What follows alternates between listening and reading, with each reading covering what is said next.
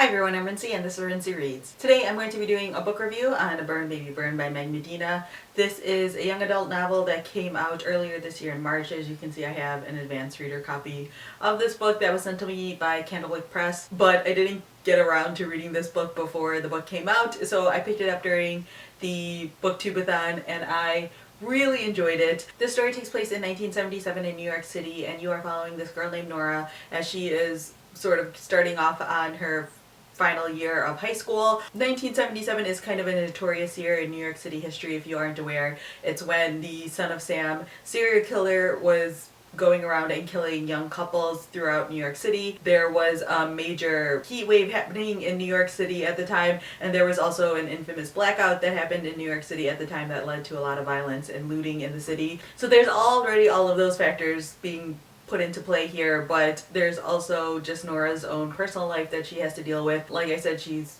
going through her senior year of high school, trying to figure out what she's going to do following that year, whether or not she's going to just start working and move out of her house, or if she's going to attend some sort of like technical school or college or something like that. She also has a lot of personal problems. Her brother is extremely violent, gets into a lot of trouble. Her parents are separated and her dad only seems to call on holidays, and when they do call, it's all just like superficial stuff. She doesn't feel like her dad actually knows anything that's going on in their family's life. And then Nora also works at a deli part-time, and there is a new guy who starts working there as well, and she basically gets a crush on him. So there's just a whole bunch of different things that Nora is trying to handle throughout this entire book. I really enjoyed this book. I gave it a 4 out of 5 stars. I really enjoy Meg Medina as a writer a lot. I feel like she's completely underrated and I want more people to pick up her books. The reason why I love her book so much is because she covers an aspect of teenage life and the teen world that I feel like I don't see very often in young adult books. I read Yaki Delgado Wants to Kick Your Ass last January 2015,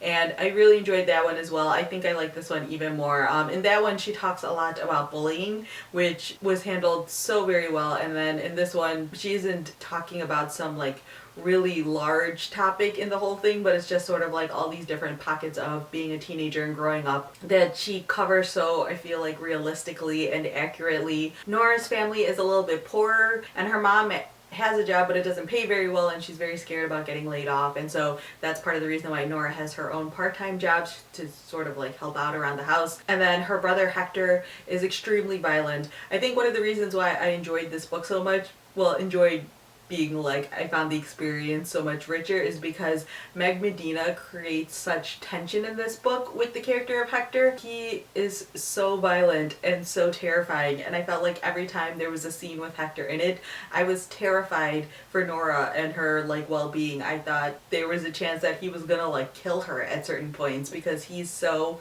just out of control. It was insane. I really did feel my chest tightening up every time that he was in a scene because I had no idea, and the characters in here have no idea what Hector's gonna do at any point. I feel like he was just so well put together. One of Nora's best friends in this book is this girl named Kathleen, and Kathleen's dad is a firefighter, so you get to see sort of this contrast between Kathleen's family life and Nora's family life, and it causes a little bit of tension within Nora because she feels like she can't share everything that's happening with herself and her family life with her best friend, because she knows that her best friend has no idea what she's going through because she has a more ideal family life going on. I just really love this book, and the fact that Meg Medina decided to set this in the 1970s and specifically in the year of 1977 just adds sort of another layer to the story, where if you have knowledge of what was happening, you know that this was an extremely turbulent time in New York City history. And so the tensions of Nora being this 17, 18-year-old girl wanting to go out and explore the city but also being completely terrified of the city around her is this completely natural battle that you would expect someone to have during this time period. I just really enjoyed this book. It's so well done. Meg Medina just really gets teenagers so well, and specifically high school age kids. If anything, I wish this book could have been a little bit longer. I think it's around the 300 to 350 page mark. I could have easily taken a book like this that was like 400 or so pages long, just to go a little bit deeper into all the different characters. I also like the fact that although Meg Medina does resolve the situations in here, this isn't like a storybook ending or anything like that. She recognizes that there are just certain problems that don't get solved within the course of a few months or a year or whatever. So yeah, like I said, I gave it a 4 out of 5 stars. I highly recommend it, especially if you're someone who likes realistic fiction. Whether or not you like young adult or not, I feel like if you're someone who likes contemporary stuff, or if you like sort of just realistic fiction, then this is definitely one worth picking up. So yeah, those are my quick thoughts on Burn Baby Burn by Meg Medina. If you have read this book, feel free to leave a comment down below letting me know what you guys thought of it, or if you've read any of Meg Medina's other books, definitely leave a comment about that as well. I believe there's one more novel that she has out that I've yet to read, but it's definitely going on my list of books to read. So yeah, that's all I have for now, and thanks for watching.